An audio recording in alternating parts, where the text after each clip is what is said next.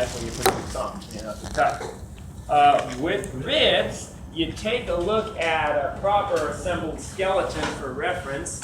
And yeah, I know this one's chewed up pretty bad.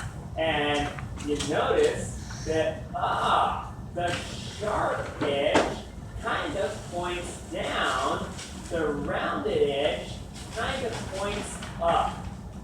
So, you got the rib, this is the sharp part, that's going to sort of go down.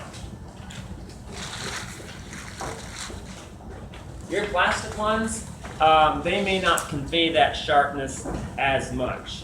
Okay, so let's see, do I got a right one? Oh, these are all on the wrong side. Well, that's annoying. So let's see. I have to flip this over to, I have right ribs. I don't think I have any left ribs. That's okay, it's not too much of a big deal to flip this over, so long as we can make out the articular facets. No, we gotta flip this over some more so we can correctly see those facets. I need to use this other rib here to prop this up. Okay, so again, articular demifacet, another demifacet, another demifacet, another demifacet, and you can see this depression here. That is a transverse articular facet for rib. Now, head of the rib is going to go in between these two demifacets. This little tuberosity here is going to mate up with this facet.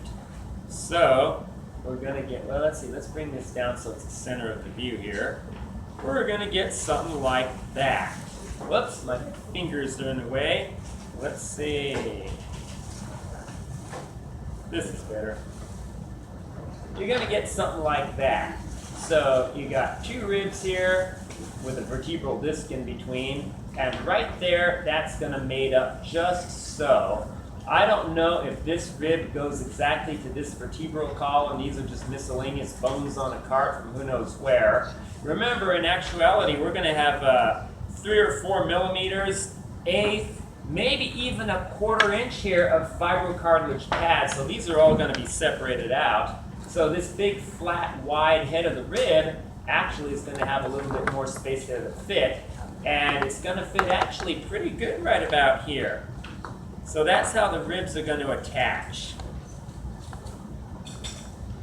Okay, so that's a tricky thing about vertebrae, specifically thoracic vertebrae and these articular demifacets. Let's see, there's a few other things here that are tricky, specifically pelvic girdles or oscoxa. Okay, so I got me an oscoxa. Oh, there's some serious muscle attachment there. Maybe this guy's a cyclist. Bicycles 100 miles, 50 miles a day, or maybe occasional 100-mile bike ride. Okay, so this is actually 3 bones. This bone here is the ilium. Then we have an ischium. And then we have a pubis. Those 3 bones together make this hole in the middle, the obturator foramen, and the 3 of them also combine to make this big cup called the acetabulum.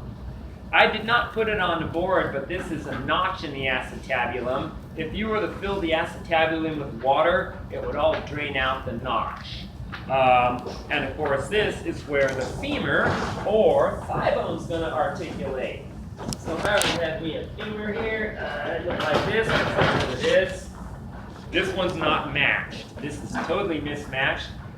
Head of the femur, fovea capitis femoris, that's going to go in there. So there we got a hip joint.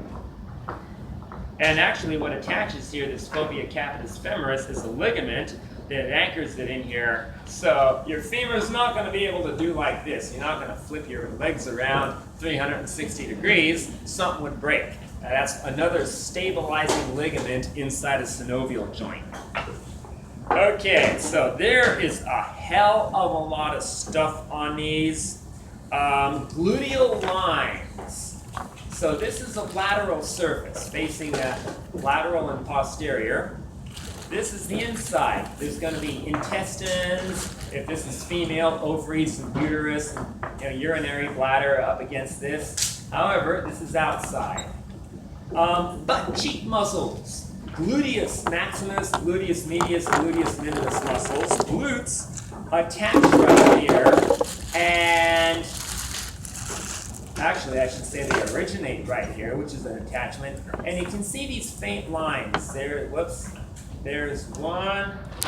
Here's sort of another down here.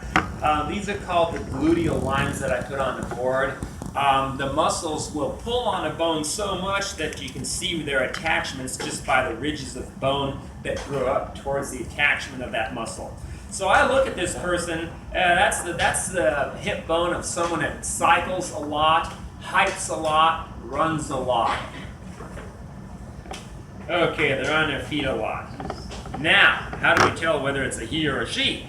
It's nice to have intact, full pelvic. Okay, pubic arch, pelvic brim, pelvic inlet, pelvic outlet, which I all wrote somewhere here. Oh, there we go. Sort of in green. Oh no, that's not green. And just distinguish male and female.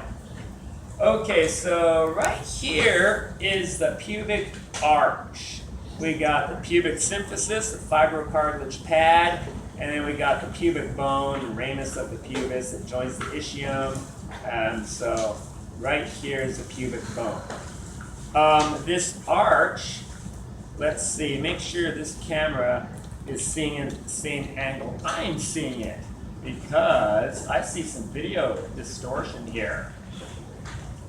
Okay, so we got an angle here. It doesn't really look this way to my eyes, so what I'm seeing is some serious distortion from the camera lens here. Want to know the difference between a $500 camera lens and a $5,000 camera lens? The correction for this type of visual distortion, among other things, and chromatic aberration. So we got this pubic arch, the angle of this arch. That's one option. Now let's take a look at this one. Way the heck narrower. And again, I want to make sure I'm looking at the same angle as the video. This is a much narrower triangle. This in geometry would be an isosceles triangle, an acute angle up here and two equal angles down here. This is typical of males. So us guys, our pubic angles, or the angle of the arch, is much narrower, much sharper. Whereas ladies, you have to be ready for that eventuality that comes in the form of a screaming rugrat baby. And that baby's got to be able to get out of here. So this angle is going to be a lot wider. The way it looks on a TV screen, this is more like an equilateral triangle. But the way it looks without the camera distorting it, it's actually wider at the base and very gently sloped. Okay, so that's the angle there of the pubic arch. Now, pelvic brim. Pelvic brim is this. Let's see, I need to pull this camera head back even further.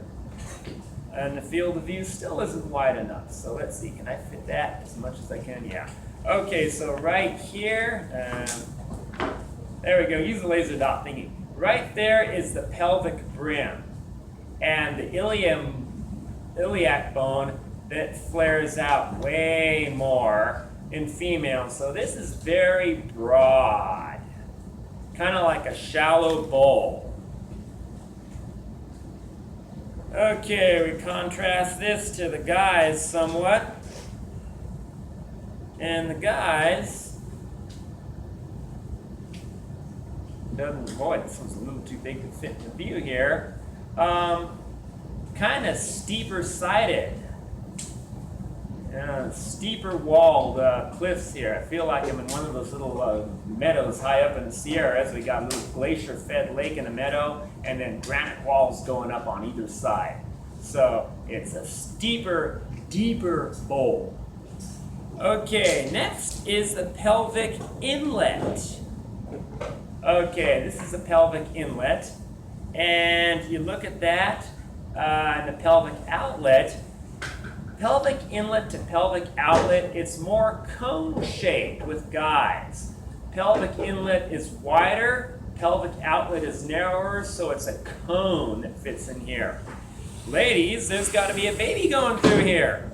So, that pelvic inlet and pelvic outlet are more equal. Rather than a cone tapering down here, this is more like a cylinder. A cylinder could fit through here, and that corresponds with a little baby's head at the time of parturition or birth. And then the other thing that can annoy babies on the way to being born is a tailbone that hooks too far anterior. So this is a male, and look how far that dang tailbone hooks. If guys were able to give birth, the baby'd get hung up on a tailbone and be late. Literally, possibly. So, with the ladies, this one's busted. This tailbone, this isn't spring-loaded. This is just wire. With ladies, the tailbone doesn't have that sharp hook forward. It sort of stays at a gentler angle. So again, the angle of the tailbone and sacrum, or coccyx and sacrum,